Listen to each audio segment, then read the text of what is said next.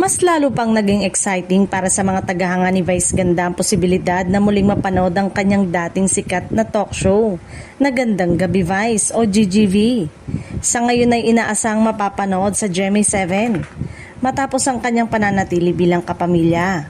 Nilinaw ni Vice na patuloy pa rin siyang gagawa ng mga proyekto sa ilalim ng ABS-CBN.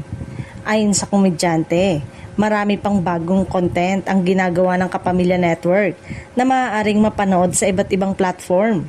Ibinahagi rin ni Vice na may mga nakalinyang bagong proyekto ang ABS-CBN na ipapalabas sa GMA.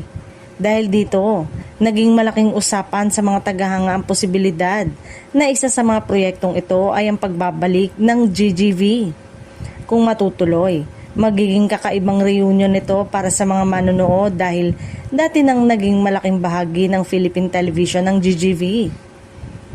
Kilala ang programa sa makukulit na interview, comedy segment at mga celebrity guests na napapakwento ng kanilang mga personal na karanasan. Mas naging kapanapanabik din ang posibilidad dahil marami sa mga dating taga-subaybay ng GGV ang matagal nang naghihintay sa muling mapanood si Vice Ganda sa isang talk show. Posibleng magkaroon din ng mga bagong konsepto at panibagong timpla kung sakaling bumalik ang programa sa telebisyon.